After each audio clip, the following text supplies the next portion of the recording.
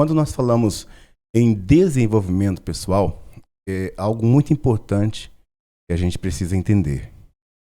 Nós, com essa vontade de crescer, com essa vontade de ser alguém melhor, né? De ser a nossa melhor versão da nossa vida, muitas vezes as pessoas se perdem nesse processo e acabam crescendo tanto e, de certa forma, querem anular o que elas são. Então, com esse vídeo, eu quero te incentivar a valorizar, primeiramente, a sua história e a entender que, por mais que eu e você cresçamos, nós temos que entender, primeiro, que nós temos uma essência. Eu e você temos valores diferentes um do outro. E, às vezes, é importante para mim, em vários aspectos da vida, pode não ser tão importante para você. Mas o que é importante para você, às vezes também não é tão importante para mim.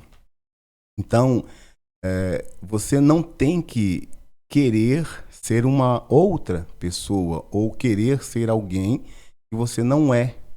Ou se espelhar apenas na vitrine, né, dos outros e querer trazer aquilo para a sua vida. O desenvolvimento pessoal, o crescimento pessoal é muito importante e eu sempre falo aqui sobre isso. Eu sou prova de que quando você cresce, tudo ao seu redor melhora, né? Quando eu cresço interiormente, exteriormente as coisas acontecem também. Principalmente na área das finanças, né? Quando eu quero melhorar a minha vida financeira, eu preciso ter o conhecimento do que está errado, mudar e ir crescendo gradualmente. E esse crescimento, ele é natural quando eu mudo por dentro, quando eu começo a me autodesenvolver.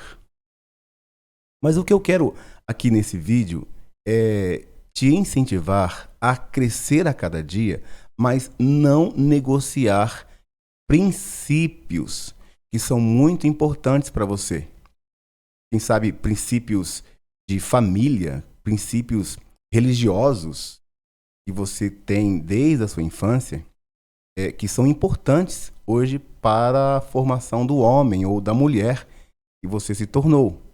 Então é muito importante você respeitar a sua história, respeitar a história dos outros. E quando o assunto é sua história, você precisa sim ver os pontos a melhorar e aquilo que te faz mal, aquilo que realmente te puxa para baixo, né, que nós chamamos de os paradigmas maus, aquelas programações que você vê que são más para você, que vão te levar para uma vida de escassez. Mudar isso é importante. Você ter uma visão melhor do mundo, uma visão melhor de pessoas que têm riqueza, né? Nós somos programados durante a nossa infância sobre várias questões, né? E a financeira é uma delas. Agora, quando o assunto é melhorar, não significa que você tem que se tornar outra pessoa. A melhoria que você adquire durante o processo de autodesenvolvimento, ela tem que ser uma somatória daquilo que você já é, melhorando pontos a serem melhorados e olhando pontos que não são tão bons para que você possa se livrar das coisas más. Mas uma coisa que eu aprendi ao longo da vida é valorizar a minha história, valorizar de onde eu saí e ver como eu estou hoje, mas não ter vergonha de quem eu fui. O que acontece com as promessas de autodesenvolvimento é que você vai se tornar uma pessoa tão boa, tão autossustentável, que aquilo que você viveu não vai te afetar. Aquilo que você viveu no passado não pode te afetar. De fato, você não tem que viver das coisas que foram más para você no passado. Isso é o que nós chamamos de travas, de bloqueios, né? Bloqueios emocionais, bloqueios internos que te travam. coisas que você viveu no seu passado que é importante você ressignificar. Quando nós falamos em ressignificação, nós falamos de dar outro sentido a uma situação que, quem sabe, você não goste de lembrar. Todos nós temos momentos de sucesso, momentos de insucesso, e eu tenho certeza que você tem coisas que você praticou no passado, das quais você não se orgulha.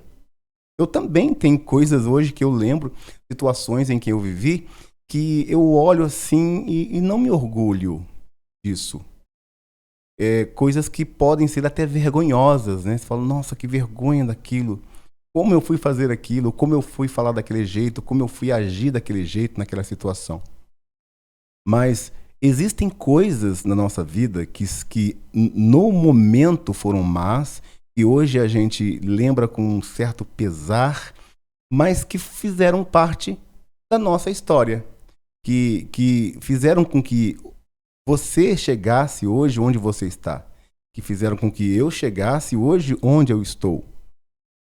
Houve um tempo na minha vida em que eu tinha um escritório de contabilidade. Eu falei sobre isso no podcast passado, no primeiro podcast. Se você ainda não assistiu esse primeiro podcast, eu vou deixar o link aqui na descrição desse, tá bom? Para você estar acompanhando cada episódio novo aí nosso. E houve um tempo em que eu já estava saturado daqueles trâmites contábeis. Eu queria dar um tempo para minha cabeça. E um dos meus maiores sonhos sempre foi morar no exterior, morar fora do país, né? Em um país que não fosse o Brasil, para ter experiências, né, de como é morar fora e tudo mais. Mas nessa época, enquanto eu trabalhava com o escritório, eu não tinha coragem de arriscar, de sair do meu país para um outro país. Mas chegou um momento na minha vida em que eu estava já cansado daquela rotina, né, de escritório. Todo mês tinha que entregar a tal da GIAN, né? Os contadores aqui vão saber o que é isso. Que é a guia de informação mensal, né? A gente tinha um prazo. Se não entregasse aquilo, era multa geral. Mas com o tempo, eu fui meio que me esgotando, né, daquele trabalho, embora fosse um trabalho que eu gostasse, né? Era a minha profissão, minha primeira profissão, né, de contador. E eu decidi, eu e minha esposa conversando, a gente conversamos e decidimos que a gente ia morar fora. E o país que eu escolhi foi a Espanha. Inclusive, hoje eu ainda hablo muito bem espanhol porque eu quero continuar com essa missão de voltar para a Espanha. Enfim, nós vendemos o escritório, certo? E falamos, vamos morar no exterior. E nesse trâmite da gente morar no exterior, nós nos mudamos para a cidade de Maringá, ficamos um tempo com a nossa família, né, a família da minha esposa, e eu comecei a me preparar para ir à Espanha. Eu fui sozinho, para que depois ela me acompanhasse, ela e minha filha, a primeira filha, e nós estávamos todos preparados para morar na Espanha. Ok. Quando eu cheguei nesse país, todo o imigrante, né, nesse caso eu já estava na condição de imigrante, você que mora em outro país como imigrante e você que já migrou, né, você vai saber bem do que eu estou falando aqui. O assunto desse vídeo é sobre seus valores, tá? Então eu vou contar essa história para você entender, sobre você entender de onde você veio e os seus princípios. Não negocie os seus princípios. Bom, chegando naquele país, a história que me contaram aqui no Brasil é que se eu fosse para lá, eu poderia chegar lá, trabalhar lá uns 3 ou 4 meses e depois eu conseguia levar minha família. E nem era questão financeira, porque eu fui com dinheiro suficiente para eu estar lá um bom tempo. Mas nesse tempo eu ia me organizar na questão de moradia, na questão de documentação, dos trâmites legais para se morar em um país. Ok, fui para esse país e fiquei lá na casa de um amigo. E eu comecei a trabalhar nesse local, como todo mundo faz, né? Vamos trabalhar para ter contato com as pessoas, para poder conhecer melhor a cultura, para poder saber se realmente é o que eu queria. Na verdade, eu estava decidido a morar na Espanha. E eu comecei a trabalhar nesse local e, como os custos eram um pouco elevados, eu fui bancando com meu próprio dinheiro até eu começar a me arrumar. Só que chegou um momento na minha vida em que o meu dinheiro que eu levei para ficar lá já tinha esgotado. E para quem migra para um país, principalmente assim, direto, sem ter nenhuma nacionalidade, não ter um passaporte liberado já, é meio complicado, porque um brasileiro em um país sem documentação não é fácil de se arrumar trabalho. E isso eu não sabia dessa realidade. E hoje, como um ex-imigrante, eu sei dessa dificuldade. Então, quando as pessoas falam para mim, eu vou para tal lugar, eu falo, cuidado, se prepara primeiro, vê se é isso mesmo, vê se é tudo que te contaram, para depois você ir. Quando o meu dinheiro acabou, né, lá nesse local, eu precisava arrumar um trabalho mesmo agora para viver lá. E então minha esposa estava no Brasil. Quando eu comecei a ter que trabalhar para trazer sustento para mim e também mandar dinheiro para elas, e na época o euro era muito alto com relação ao real, então qualquer 100 euros que eu ganhava lá já sustentava aqui a minha casa. É impressionante a desvalorização do nosso real com relação ao euro, né? O dólar era pequeno com relação ao euro, mas o euro eu me lembro que era bem alto com relação ao real. E só que houve uma questão em que eu tive que sentar, conversar com a minha esposa e decidir algumas questões. Para que eu pudesse trabalhar normalmente na Espanha, eu teria que ter um contrato de trabalho. Esse contrato de trabalho só se conseguia quem tinha o tal dos papeles, os documentos. O documento de identidade espanhol. Eu tinha que ter pelo menos um visto de trabalho para poder conquistar esse emprego. E eu não tinha esses documentos, porque eu fui como turista, fui para ficar lá e conhecer. Então eu não tinha. Mas eu consegui alguns trabalhos, vamos dizer assim, de forma amistosa, mas era ilegal. Porque eu não podia receber legalmente por uma empresa se eu não estava com os documentos registrados, tudo certinho.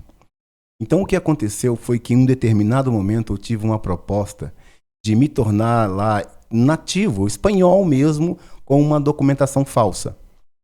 A documentação, para mim, era falsa, mas para a delegação espanhola era uma documentação quente. Como assim, mano?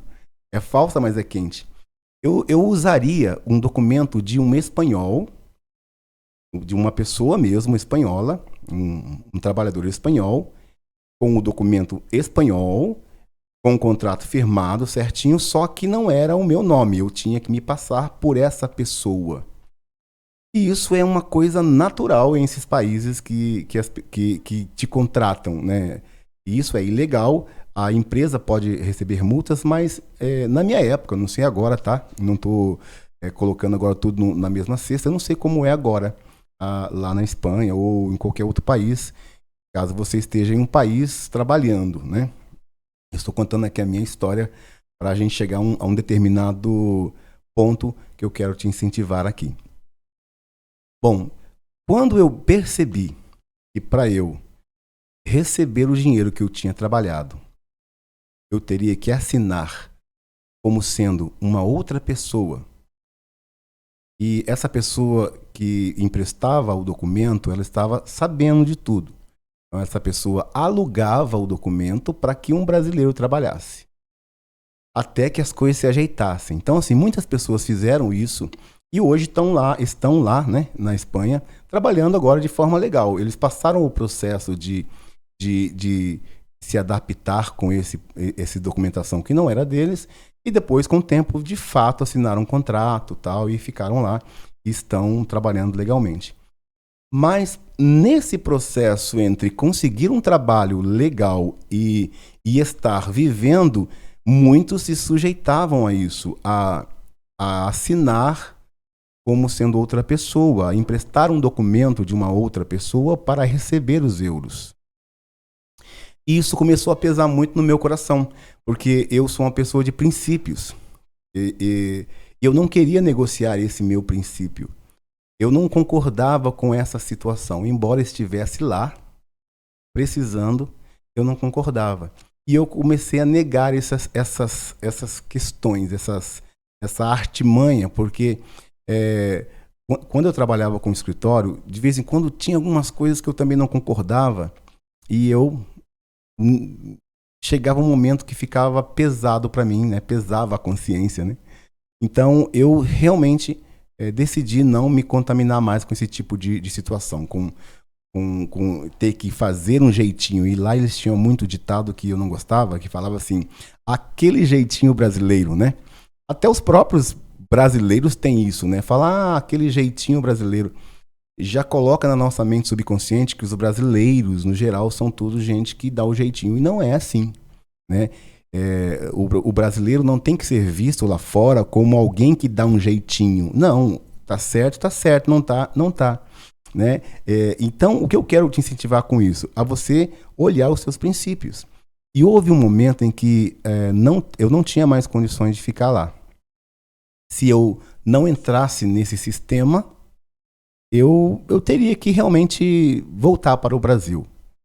E aí que começa a história. Eu liguei para minha esposa e decidi voltar para o Brasil. E a maneira como eu voltei para o Brasil também foi uma maneira bem diferenciada, né? Em outro momento eu conto. E eu não tinha dinheiro para voltar e houve aí algo extraordinário que eu consegui voltar mesmo sem dinheiro. Chegou um momento que eu fiquei sem dinheiro lá e aí eu voltei para o Brasil. Porque eu disse não para essa situação. Mesmo sabendo que o meu não para essa situação ia causar alguns problemas financeiros para mim aqui no Brasil. Porque estando lá, a minha esposa e minhas filhas estavam aqui, e minha filha estava aqui, estava sendo respaldada por algum dinheiro que eu enviava. Quando eu disse não, logo até o dinheiro que eu tinha ganhado, que eu tinha feito lá, né, não me foi mais possível pegar. Então, eu voltei para o Brasil. E dessa vez eu voltei agora realmente sem dinheiro. Como dizia o povo, com a mão na frente e outra atrás. Eu voltei realmente sem dinheiro e eu não negociei essa questão, né? E para completar um pouco mais esse ciclo, eu fui trabalhar em um escritório de contabilidade. Assim que eu cheguei da Espanha para o Brasil, eu fiquei alguns meses lá na Espanha. Então não foi um tempo muito intenso, muito extenso, vamos dizer assim, porque senão realmente, se eu ficasse lá muito tempo, não tinha como não se dobrar o sistema e realmente entrar em algumas situações, né? Tem pessoas que vão daqui para o Brasil, do Brasil para a Espanha, eles vão com um trabalho arrumado, com a empresa, pelo menos iam, né? Agora nessa situação que estamos vivendo economicamente, mundialmente falando, não é bem assim. Eu acredito que hoje está complicado para a pessoa também sair daqui com um emprego, né? Quando eu cheguei no Brasil, eu arrumei um trabalho de contabilidade, só que agora eu vim como trabalho no regime CLT. Olha só que mudança de empreendedor para regime CLT. E se você não viu meu primeiro vídeo, vou deixar aqui abaixo, vê, porque eu falei sobre essa questão do meu trabalho. E aí, nas primeiras semanas de trabalho como assistente, acho que foi assistente contábil, foi como assistente contábil, ou já era como contador, não sei, eu sei que a gente fui trabalhar, assistente financeiro, não era na área contábil, numa empresa de assistente financeiro. Essa empresa estava em um processo de mudança de uma empresa para outra. A primeira empresa faliu, desse mesmo proprietário, e ele estava abrindo uma segunda, e eu estava entrando, sendo trabalhador dessa segunda empresa. E não era filial, era uma empresa que estava sendo implantada, era nova, uma empresa nova. Ela tinha sido aberta há pouco tempo. Só que durante a conversa, ele descobriu que eu tinha os registros contábeis, que eu tinha muita experiência com contabilidade, e ele me pediu uma coisa em secreto. Ele me pediu o seguinte: olha, aqui entre nós, eu vou te propor algo e eu preciso da sua ajuda. E eu tenho uma empresa que ela está, teoricamente, né, falida.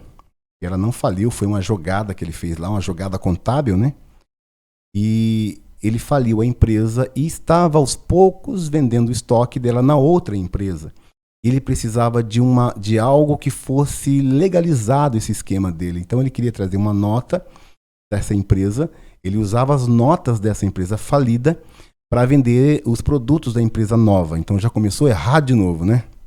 Já faliu porque era irresponsável. E aí ele estava já com a nova empresa já começando a errar de novo. Quando a pessoa não tem princípios, ela é desse jeito, né? Começa errado, fecha e começa uma outra errado de novo. E isso bateu forte quando ele falou assim: eu preciso da sua ajuda, porque você é contador e você pode fazer isso para mim, inclusive assinar esse balancete, essa transação. E eu falei para ele: mas isso não é correto, isso vai te dar um problema muito sério lá na frente. É porque a sua empresa, na Receita Federal e também na Receita Estadual, está praticamente fechada, falida, e você tem produtos lá que você não declarou. E houve um balaio de gato aí, né? Aí o que aconteceu? Eu disse para ele o seguinte: olha, faz pouco tempo que eu estou aqui, eu acredito que você não tenha nem assinado a minha carteira ainda. E ele, de fato, não havia assinado a carteira por conta da desorganização da empresa. Então, eu já vi que não ia dar muito certo. E eu disse para ele o seguinte: olha, eu não vou me envolver nessa situação, independente de qual seja a sua motivação, de qual seja a sua situação, eu não vou me envolver. E eu quero que você, se você assinou minha carteira, dê baixa. Se você não deu baixa, me entregue a minha carteira, que eu estou me demitindo, eu estou saindo. E não precisa se preocupar com contrato, com direitos, nada. Eu realmente não vou me envolver nisso. Mas nessa situação, nesse momento dessa empresa, eu ainda estava em situação precária financeiramente. A minha esposa estava em casa esperando eu retornar, né? Com boas notícias, né? E eu trouxe para ela uma notícia de demissão. E eu disse para ela: não quero, porque o cara queria que eu me envolvesse em uma situação que eu não concordo e eu não negocio essas questões. Enfim, depois dessa situação de trabalhar nessa empresa, eu não mais segui a área contábil. Eu comecei a procurar serviços, trabalhos de outras áreas para que eu pudesse sustentar a minha família. E, bom, fazendo um resumo aqui da história, para que o vídeo não fique tão longo, eu trabalhei desde servente de pedreiro até carregador de pastilhas de freio em um estoque de uma empresa, para não envolver nessas questões contábeis, fiscais das empresas, porque eu decidi não estar mais nesse ramo, né? Enfim. É claro que existem contadores aqui me ouvindo hoje, tem contador me ouvindo hoje, e eu tenho certeza que são situações pontuais, né, que acontecem. Principalmente quem contabiliza várias empresas, quem tem um escritório de contabilidade, às vezes pode selecionar os clientes, né, e falar: não, eu não quero mexer com esse cara é muito desorganizado. Mas quem trabalha em uma empresa fazendo isso e não tem como, é complicado. Então, assim, realmente, não são todas as empresas, é claro, né? Não estou generalizando, mas essa pontualmente queria um esqueminha lá que eu não concordei. Tá, mas o que eu quero falar com isso? Você tem que saber quem você é, o que você está fazendo nesse mundo, qual a sua missão, e nunca, jamais negocie os seus princípios. Independente de quão desenvolvido você esteja hoje na sua vida, na sua área financeira, no seu empreendimento, independente de qual seja o seu nível de desenvolvimento pessoal, não se esqueça de onde você veio. Não remova os seus princípios que te fazem bem. Aqueles que o seu pai, a sua mãe te ensinou, né, e na infância, que são bons, que foram bons para você, não negocie isso. E ainda que isso venha te causar algum prejuízo momentâneo, não negocie.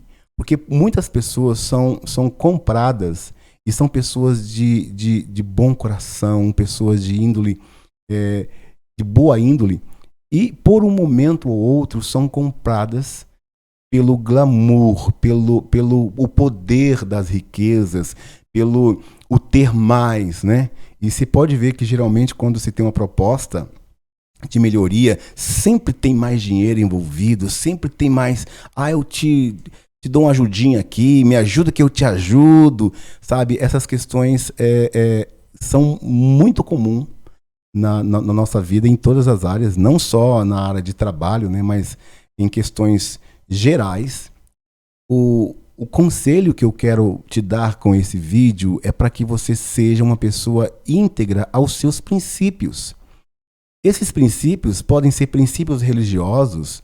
Se você foi criado em uma religião em que tem determinados princípios e você acredita nisso, e você se depara de repente com uma proposta ou com uma situação em que você vai crescer financeiramente, em que as coisas vão acontecer para você, mas rompe ou pula um princípio que você veio sendo criado, se qualquer outra situação aconteça em sua vida que melhore a sua vida financeira, for de encontro a um princípio que você realmente acredita, não negocie isso por nada. Não negocie isso por nada. Desenvolver na vida não significa ter dinheiro a todo custo, a qualquer custo. Eu quero ter dinheiro, não importa o que eu tenha que fazer, mas eu vou ter dinheiro. Esse tipo de situação, esse tipo de atitude não te torna uma pessoa rica ou próspera. Dinheiro não te torna próspero. Dinheiro não te torna rico. O que você tem que ter é a consciência de que a abundância vai ser atraída a mim quando eu for abundante internamente. Se eu quebro princípios que são poderosos para mim em relação a dinheiro ou a ter uma vida melhor, isso não vai se sustentar ao longo do tempo, porque vai em algum momento causar uma ruptura e você vai ter mais ansiedade, depressão do que felicidade. Você conhece a história de várias pessoas que são ricas e não são felizes. E a riqueza não está ligada à felicidade ou também à infelicidade, né? Tem gente que diz assim, eu prefiro ser pobre e ser feliz, como que se os ricos fossem infelizes. Não é isso que eu estou dizendo. Eu estou dizendo que não vale a pena você negociar os princípios que estão arregados no seu coração por mais dinheiro, por mais status, por um cargo a mais na empresa. Se você aprende a controlar os seus impulsos por dinheiro a todo custo, você vai conseguir atrair a abundância. Um princípio da lei da atração você atrai mais daquilo que você já atrai mais do mesmo. Então, se a gente negocia um princípio, se a gente quer dinheiro a todo custo, nós vamos atrair pessoas dessa forma, nesse naipe. Pessoas ou situações também nessas circunstâncias. Se eu sou uma pessoa que não tenho princípios ou que ignoro todos os princípios de bem-estar, de comunidade, de viver bem na sociedade, eu vou atrair pessoas nesse naipe, eu vou atrair empresas nesse naipe para mim. Então, quando você começa a olhar para dentro de você e ver o que está errado e muda, isso é autodesenvolvimento verdadeiro. É um crescimento verdadeiro, quando você cresce juntamente com o que você é. Se você tenta mudar isso, você vai se tornar uma pessoa diferente de que quando você começou. Hoje, quando a gente está na situação, quando eu encontro muitas pessoas que dizem assim, nossa, se eu crescer um pouco mais, eu vou fazer tal coisa, eu vou ajudar as pessoas, eu vou ser uma outra pessoa. E ela começa a se desenvolver, mas chega um determinado momento na vida dela em que o dinheiro vira senhor dela, né? E é isso que a Bíblia diz. Você não tem que ser servo do dinheiro. O dinheiro tem que servir a você. E essa pessoa começa com uma boa intenção e acaba que no final da sua história, aí conta-se, eu preferia viver mais simples como antigamente e ter felicidade do que ter milhões de dinheiro e não conseguir pôr a cabeça no travesseiro e dormir. Mas não é porque ela é rica que ela não está dormindo bem. Não é porque ela conquistou, é porque ela se tornou uma pessoa diferente em sua essência. Houve uma briga muito grande entre quem ela de fato é e quem ela se tornou. Por isso, quando eu falo de autodesenvolvimento, não é para você abolir a sua essência, não é para você passar um errorex no seu nome. Eu sou quem eu sou. O que eu tenho que mudar são as coisas ruins, as coisas boas precisam ser potencializadas em mim. Então, não mude a sua essência. Não negocie os seus valores, por mais que pareça que isso vai te trazer um retorno financeiro rapidamente, não vai ser o melhor caminho. A Bíblia diz assim que há caminhos para o homem que parecem ser bons aos seus olhos, mas o fim deles são caminhos de morte. E é exatamente isso, tem coisas que parecem ser boas, né? No meu caso na Espanha, se eu tivesse aceito aquela situação de continuar com o nome de outra pessoa ou de aceitar, parecia ser bom, porque todo mundo fazia. E todo mundo que fez, estão lá. As pessoas que eu conheço que fizeram, estão trabalhando, estão de boa. Parece ser bom, mas que em algum determinado momento você rompe com o que você realmente é. E aí você começa a ser outra pessoa. E aí você não entende porque quando você vivia num tempo atrás, você parecia que era mais feliz. Você parecia que via mais brilho. O sol brilhava mais, as estrelas eram mais bonitas no céu. Quando você acordava de manhã, parecia que o cafezinho tinha mais sabor. É porque você não é mais aquela pessoa. Você cresceu tanto, mas você cresceu tanto que você não é mais aquela pessoa.